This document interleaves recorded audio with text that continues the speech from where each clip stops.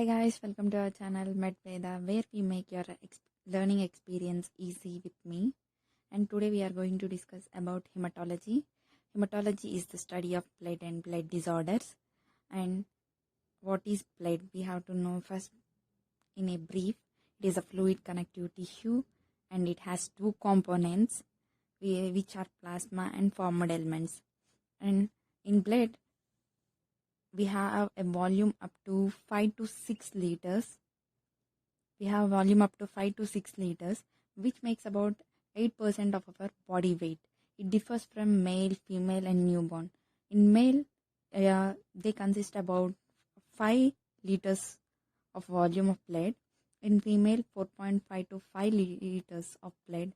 And in newborns, they consist about 450 ml. And it is alkaline in nature as it has a pH of 7.4. And we know that blood has two components, plasma and formed elements, and these formed elements makes about 45% of the blood composition, and these consist of cells and cells fragments which are suspended in plasma. These formed elements consist of three types of cells: erythrocytes, leukocytes, and thrombocytes.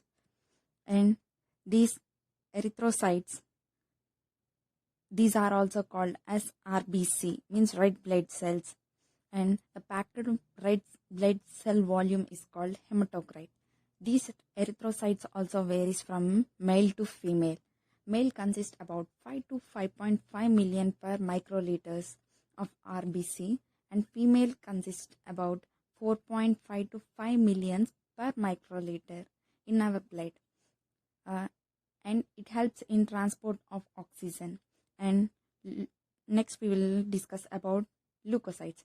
Leukocytes, it is also called as white blood cells. It normally ranges from 4,800 to 11,005 microliters.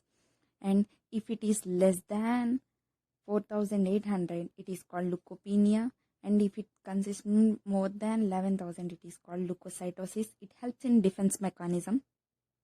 And next we will discuss about thrombocytes. It is also called as platelets, and they normally ranges from 1,50,000 to 4,50,000 per microliter.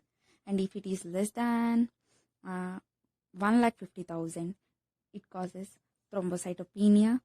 And if it's more than 4,50,000, it causes thrombocytosis, and it helps in clotting. Next we will discuss about plasma, which makes about 55% of the blood volume, and it is clear straw colored fluid, makes about 5% of our body weight, and it consists of two types of components, 9% of solids and 91% of water. These 9% of solids consist of 1% of inorganic and 8% of organic. This 1% of inorganic makes about the 9% of the solid, which mainly consist of extracellular components like sodium, calcium, chlorine, bicarbonates, and intracellular components such as potassium, magnesium, copper, phosphate, and proteins. And these also consist of iron in both Fe2 plus and Fe3 plus form. And 8% of organic component, which makes about the 9% of the solids, and this consists of non-protein nitrogenous, which is 1% of the 8%, and plasma proteins, which is 7% of the 8%. Now we will discuss about non-protein nitrogens, which makes about 1% of the 8%. This consists of waste products like CO2, urea, enzymes, hormones, glucose, fats, etc. And we will now discuss about plasma proteins, which make about 7% of the 8%. This consists of three components: albumin, globulin, and fibrinogen. And now we will discuss each of it in detail. First, we will discuss about albumin, which makes about 55% of the total plasma proteins. This helps in osmoregulation by maintaining the water electrolyte balance. It is also the one which provides the colloidal osmotic pressure, and it maintains the colloidal osmotic pressure by 80%. And next we will discuss about globulin,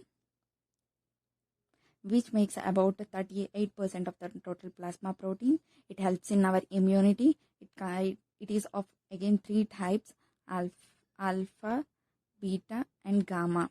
And alpha and beta acts as trans proteins, which helps in binding to the substances, and gamma, which acts as immunobody like immunoglobulin, which acts as by acting as an antibody.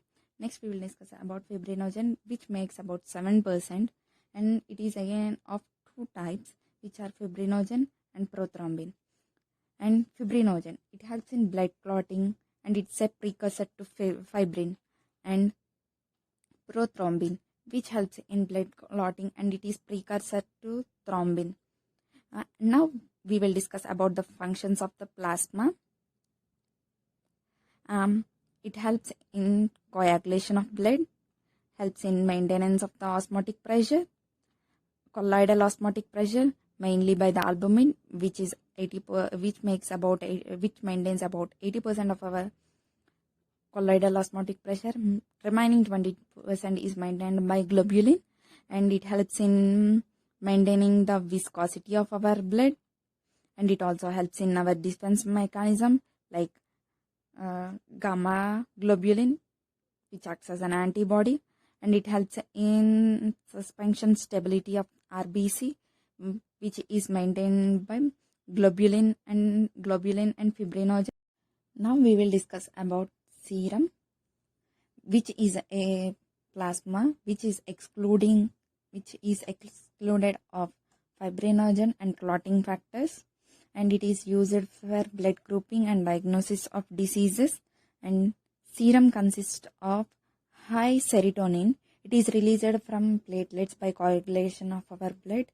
And functions of blood. Blood helps in the transport of gases, nutrients, electrolytes, and hormones and enzymes. And it also helps in maintaining the hemostasis of water, pH, and electrolytes, helps in regulation of body temperature, and it acts as a chemical for communication and protection such as WBC and alpha globulin. And it also helps for as plasma protein functions, acts as reservoir for proteins. Thank you for watching this video. For the further information like erythropoiesis and further discussion of this topic,